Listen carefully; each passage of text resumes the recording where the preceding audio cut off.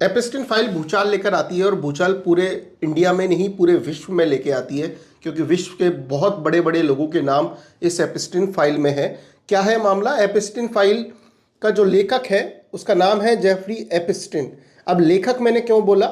क्योंकि उसने ही पूरे मेल ड्राफ्ट किए, उसने ही पूरे फोटोग्राफ लिए, वीडियो स्पाई कैमरेज के माध्यम से पूरी फाइल उसकी पब्लिश होती है डिपार्टमेंट ऑफ जस्टिस के माध्यम से। इस वीडियो में हम आगे ये बताएंगे कि आखिर में वो फाइल, एपिस्टिन फाइल, जो भी फोटो, वीडियो, ईमेल्स हैं, उनको आप डाउनलोड कैसे कर सकते हो, देख कैसे सकते हो। लेकिन उससे पहले मामला समझते हैं, आखिर वो मामला क्या है। एपिस्टिन फाइल जेफरी एपिस्टिन नाम के एक व्यक्ति की है। एक न्यूयॉर्क में पैदा होता है एक व्यक्ति, उसके बाद वो एक स्कूल टीचर के तरह काम करता है, स्कूल में बच्चियों को पढ़ाता है। उसके बाद वो धीरे धीरे कुछ बड़े लोगों के संपर्क में आता है। बड़े लोगों को लगा ये दिमाग वाला व्यक्ति है, उन्होंने अपना पैसा मैनेज करने के लिए उस व्यक्ति को दे दिया कि ठीक है जी, आप अपना पैसा मैनेज करिए। उसने उस तरीके से पैसे कमाए। पैसे कमाकर उस व्यक्ति ने अपना एक आइलैंड बनाया, एक प्राइवेट जेट रखा और सारी सुख सुविधाओं से पूर्ण वो आइलैंड, जिस पर 14 से 18 साल की लड़कियों को बुलाया जाता था, उसकी गर्लफ्रेंड उसमें मदद किया करती थी और उनका काम ये था तरह तरह के शौक मौज और प्राइवेसी प्रोवाइड करवाना उन चुनिंदा बड़े लोगों को जिनको अपनी हवस पूरी करनी है, जिनको अपनी इच्छाएं पूरी करनी है, जिनको काली करतूतें करनी है। ऐसे लोग जिनको सिक्योरिटी भी चाहिए, प्राइवेसी भी चाहिए और उनको कोई परेशान ना करे, और कोई ऐसा व्यक्ति जो सारी चीज़ें उनको आसानी से प्रोवाइड करवा दे, ऐसा व्यक्ति बना जेफरी एपिस्टिन। और ये चलता रहा। एक टाइम आया जब 2005 में उसकी पहली शिकायत हुई। हालांकि शिकायत होने के बाद 13 महीनों में ही वो जेल से बाहर आ गया और आसानी से अपनी नॉर्मल ज़िंदगी जीना स्टार्ट किया।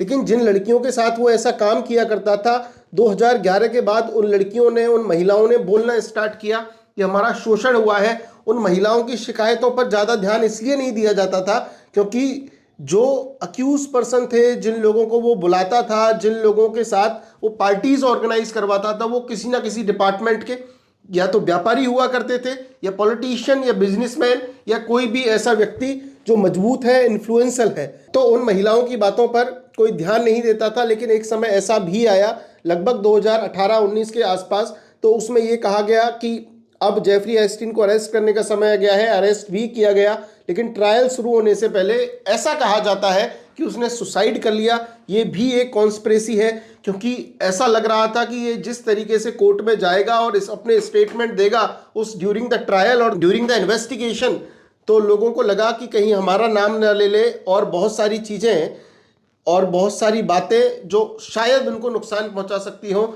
इसलिए ये भी एक थ्योरी है कि उसकी आत्महत्या नहीं थी, उसको मारा गया था। अब बात करते हैं हम उस एपिस्टिन फाइल में चलने वाली चीज़ों की, कि आखिर में ये मुद्दा ऐसा क्या हुआ 2025 के लास्ट दिसंबर में कि एपिस्टिन फाइल को रिलीज करने की मांग उठने लगी। होता यह है, जैसे ही 2019 में उसकी डेथ होती है, ये मामला कोर्ट में चल रहा था, उसकी सारी फाइल्स को अटैच किया गया, सीज किया गया, डिपार्टमेंट ऑफ जस्टिस में डाला गया। हर समय पे टाइम टू टाइम लोगों के नाम आते रहते थे। आपने सुना होगा जब डोनाल्ड ट्रंप और एलन मस्क में झगड़ा हुआ था प्रेसिडेंट का इलेक्शन जीतने के बाद भी, तो डोनाल्ड ट्रंप के बारे में एलन मस्क बहुत बार ये कह दिया करते थे कि एपिस्टिन फाइल को रिलीज करवाइए, एपिस्टिन फाइल को रिलीज करवाइए, उसमें बहुत बड़े बड़े लोगों के नाम सामने आने वाले हैं। क्योंकि बिल गेट्स का भी इसमें नाम था, जिनके बारे में हम सोचते हैं Bill Gates is the king. उनके बारे में एपिस्टिन से कुछ मेल हैं जो इस चर्चा पर आधारित हैं कि एपिस्टिन ने बिल गेट्स को ये कहा था, और बिल गेट्स ने एपिस्टिन को ये कहा था कि उसको एसटीडी हो गया है, एक गुप्त रोग आप मान लीजिए। और उसने अपने प्राइवेट पार्ट की फोटो बिल गेट्स ने एपिस्टिन को भेजी, ऐसा कुछ मेलों में निकल के आया। और उसके बाद उसकी वाइफ से फिर दूरियां बनना स्टार्ट होती है, और लास्ट में हमने देखा कि उनका तलाक भी हो गया था। हमारे देश के प्राइम मिनिस्टर नरेंद्र मोदी जी का भी नाम उस एपिस्टिन फाइल में इस तरीके से आया कि प्रेसिडेंट ट्रंप को खुश करने के लिए इजराइल में वो जाते हैं और इस तरीके की कुछ बातें। लेकिन विदेश मंत्रालय ने इसको पूरी तरीके से नकार दिया और ये कहा, ऐसा घोषित अपराधी किसी भी बारे में, किसी भी व्यक्ति के बारे में अगर बोलता है तो भारत देश उस पर कतई विश्वास नहीं करता है। इसके साथ साथ डोनाल्ड ट्रंप के बारे में तो 5000 से ज़्यादा फाइल्स हैं जहां वो नाचते हुए नजर आ रहे हैं, लड़कियों के साथ फोटो खिंचाते हुए नजर आ रहे हैं। साथ ही साथ ये भी नजर आ रहे हैं कि 14-15 साल की लड़कियों को फैशन शो करा रहे हैं, फैशन शो में जज करते हुए नजर आ रहे हैं। और ये बातें, ये तथ्य मैं आपके सामने इसलिए रख रहा हूं कि आप भी खुद देख सकें आखिर वो एपिस्टिन फाइल में क्या था, जेफरी एपिस्टिन ने क्या किया था। इन सबको बुला के स्पाई कैमरे लगा के इनको फोटो वीडियोस को बनाता था। आप देखेंगे कि किस तरीके से वो अपने डॉक्यूमेंट्स को, इन पिक्चर्स को सेव किया करता था। जैसे ही आप उस एपिस्टिन फाइल को खोलेंगे आप देखेंगे जैसे अपने यहाँ पहले ज़माने में टी सीरीज और इनकी सीडी आती थी, इस तरीके की सीडीज को भी फोटोग्राफ लेके सीज किया गया, जो डिपार्टमेंट ऑफ जस्टिस की वेबसाइट पर अवेलेबल है। उन सीडीज में एप्पल का साइन लगा हुआ है, यानी एप्पल कंपनी की सीडीज का वो यूज़ किया करता था उन डेटा को रिकॉर्ड करने के लिए। और होता ये था कि सारा डेटा उसने रिकॉर्ड किया, रिकॉर्ड करके वो पूरा मेल और सारी चीज़ें वो अपने पास रखता था और बाद में उसने लास्ट में कोर्ट में प्रोड्यूस की। कहीं ना कहीं उसको भी डर था कि ये बड़े लोग हैं, अभी मेरा यूज़ कर रहे हैं, लास्ट में जाके उसके पास यही हथियार था उनको ब्लैकमेल करने का, और यही उसके पास हथियार था कि इतने टाइम तक उसका कोई कुछ नहीं कर पाया बचने का, क्योंकि जो भी सामने आता था उस डिपार्टमेंट के हेड को तो वो पहले ही अपनी पार्टियों में बुला चुका होता था। अब बात करते हैं कि एपिस्टिन फाइल्स को आप देखें कैसे, जो पब्लिश की हैं, पब्लिक की हैं, जो लोग वीडियोस बना रहे हैं या हम भी अपना कंटेंट बना रहे हैं, आखिर हमारे पास सोर्स क्या है, कहाँ से पढ़ी।